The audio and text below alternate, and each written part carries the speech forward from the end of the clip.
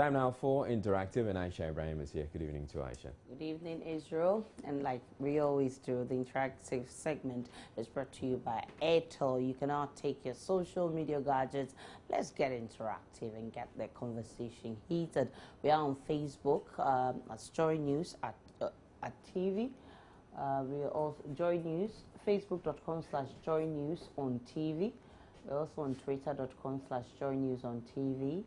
At Joy News on TV and at JN Interactive Ghana. Send us a WhatsApp message on 0560-800,000. The number is 0560-800,000. Please don't call. Don't forget the show is brought to you by Airtel. So let's get the conversation heated when I return from this break.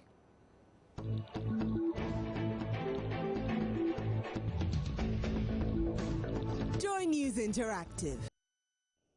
Okay, so students are trending today as they protest against conditions that do not augur well with them. I'll begin with officials of the Students' Loan Trust who are considering proposals to finance only tertiary education students whose programs of study are relevant to the job market. They say research has shown that students who undertake courses that meet industrial needs are able to repay their students' loan promptly. What this means is that if you're reading a course at the university and you won't get any salary-paying job within a short time, upon completion, forget it. Forget about taking loans from the Students' Loan Trust. We hit the streets to find out what people make of this, and this is what people are saying on the streets of Accra.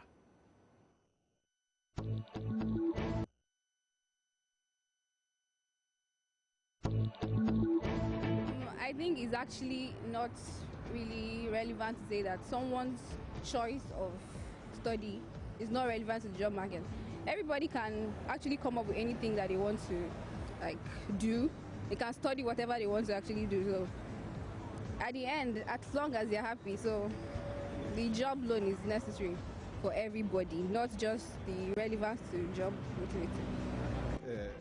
It's a cheat because every course which we study in school is relevant in the job market. Every course you study, whether it's business or the health courses, all the courses are relevant in the job market, so I think it's not right. No, I don't think it's a good idea because some of the students, they are very intelligent, they are very brilliant, and the course they are doing, there's no help coming from anywhere. They don't have this thing, anybody financing them. So I think if the government does that, it will become too discriminatory. So it will not help at the end of the day. So I don't think it's a good idea. The loan must be generalized to everybody. Well, it's something good, but at the same time, it's like a kind of discrimination, because if we are saying that something is based or relevant on the job market, what are the criteria for us to be on the job market? This is one. Number two, what are the jobs on the, that are demanded or required on the job market? So I believe we should look at the various kind of jobs, number one. Number two, also see if apart from that we can also help those who are not really doing the courses that are relevant on the job market.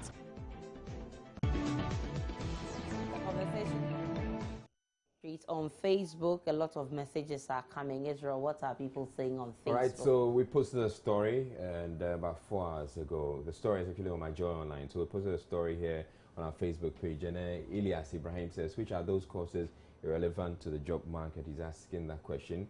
And then Hussein Razak says, he says, aka Honorable Rabbit from WA, if indeed we want sincerity, then our curriculum should be completely overhauled. What is the essence of studying some subjects and courses which don't have a bearing in the job market? And then Ahmad Tutua says, as funny a nation as we are now being made aware that some courses are irrelevant for the job market. When a student fails those irrelevant courses, they cannot graduate. When a lecturer for that course goes on strike, he will be paid to go back to the lecture hall. May I say this is mismanagement of funds, misallocation of funds, or loss of focus? It's quite a point.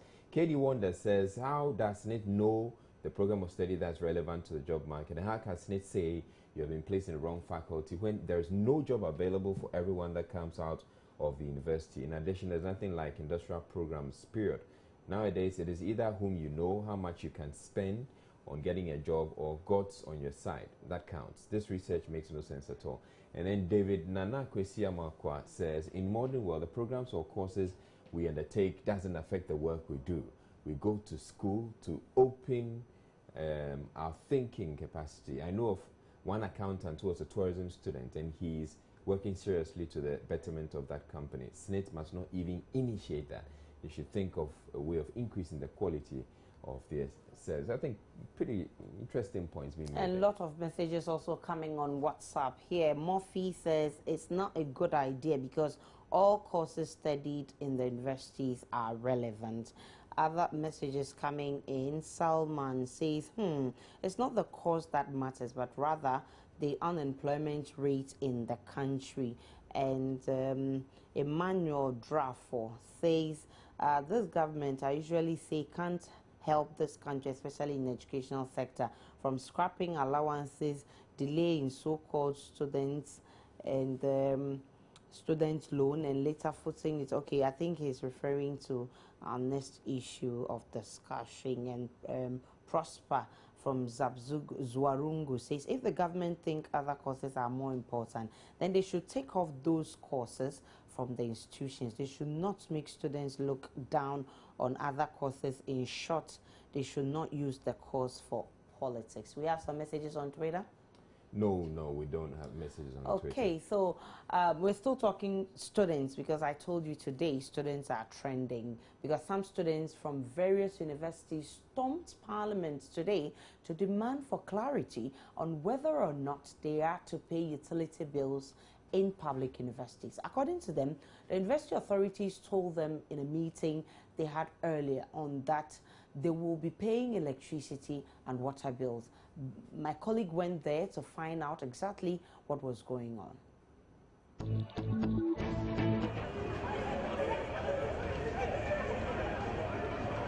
Some students from the public universities are here. They are protesting against what they call government decision to pass on the payment of utilities on them. According to them, they met the vice chancellors of the various universities this morning, and at that particular meeting, the vice chancellors made it clear to them that government had told them that the university students will be the one to bear the cost of utilities on campus. They find this unacceptable. For that reason, they've come to Parliament to prevail on the leadership of Parliament for them to intervene in this particular matter. They've also alleged that the universities authority intend to close down the universities because they are also not in a position to take up the cost of utilities. Let me bring in one of the students here. Gentlemen, tell me your name. My name is Emmanuel Kabana Oswamo. And which university do you represent? I'm from the Kwame Nkrumah University of Science and Technology. Why have you decided to come to Parliament? Why are you not taking your protest to the government? You see, early this morning, we had a meeting with the Vice Chancellor's Ghana.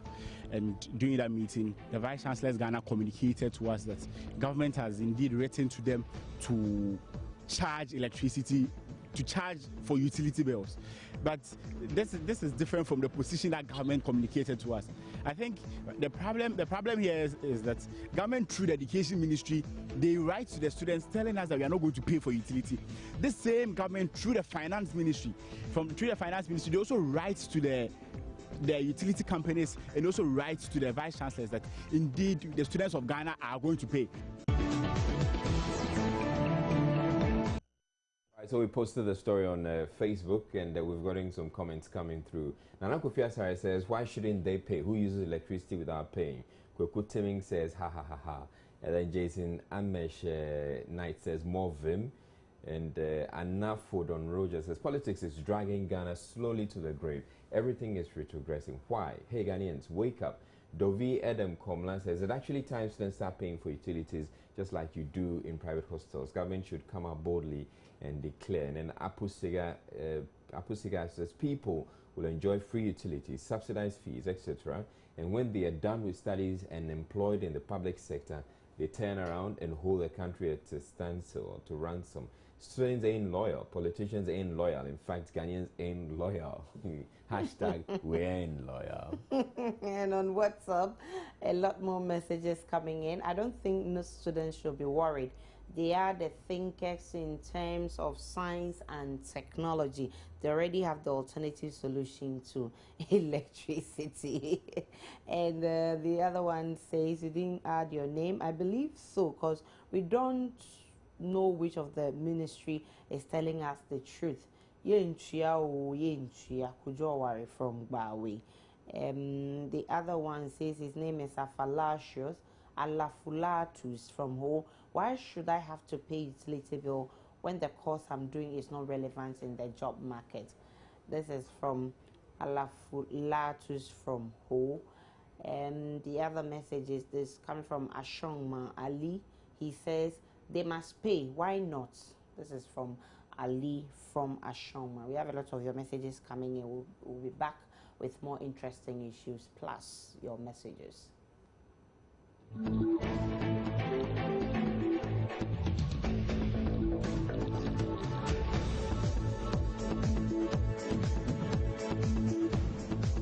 Nana Nyako Bengras is loving this, and then Sebastian says, "Oh wow, for this Ghana, yes, for this Ghana."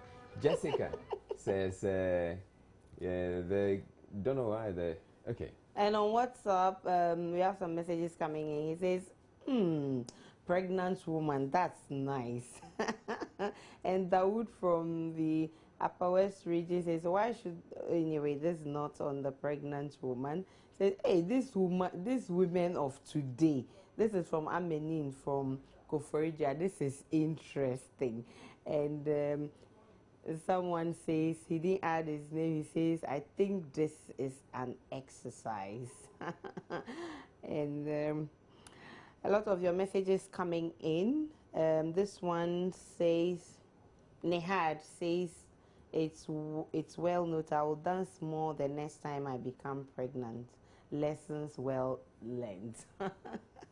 So Israel, what's on? All right, so then there's this other video we posted yesterday, the Antoine cases that happened in Kumasi, Kumasi Metropolitan Assembly. So this is the video. I mean, you hear some of the things they're saying in the video. It's interesting. You're like, oh wow, did it really? Okay, so then we get on to, so this one has also received quite a number of shares, for 459 shares.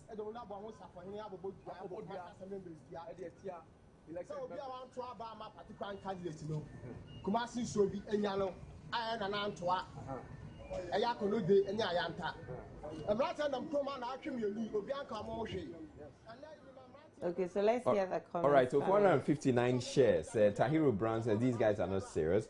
Edem Ajokba says, Edem, come and see your people. And then Jerry Adainsian says, Assemble Debbie, this is the effects of truth and lies in our politics. And then Marco says too barbaric. Danny Bear says crazy. Fred says primitive. Christopher says this African culture. Why shy away from the truth? We are not Europeans and we should stop pretending as one. If you're honest and straight, you don't fear the fetches. It's when you are a hypocrite, then you hide under the umbrella of the church, pretending to be righteous, knowing well within your hearts of hearts that you're a corrupt person, a liar and a thief, all built into one, using the name of Jesus to fool the ignorant and the mostly uninformed people. Kojo Maoli says, can't believe Ghana politics is still buried in gross Satanism and illiteracy. Shaking my head. Blind politics. Temia Rose, God help Ghana. And then Pascal Kwashi says, oh, why? Oh, and, God have mercy on us. And on WhatsApp, this one says, oh, Ghana, everything spiritual. And Young Cancer says, they amaze me. Amening from Koforja says, is that a threat or what? It's a lie. This one, there's a comment also coming for the pregnant woman. Says that pregnant woman deserves an award from the president. What? Boogie Pie. This is from Lebanon, from Twitter. And Shatawale is still trending. What's on? Well, Shatawale is somewhere down here, but we also have a Save Ashanti Library, which is here. Let me get to Save Ashanti Library quickly and see. What's it all about? So it's what some Ashanti Library. Don't quite know the story. I must I must admit. But let's get to Shatawale. I'm sure Shatawale so will have to do with the back and forth between the two of them. Confirmed.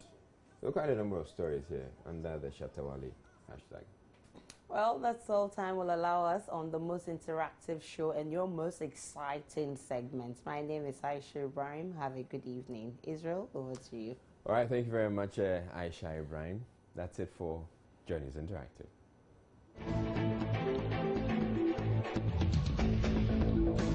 Joy News Interactive.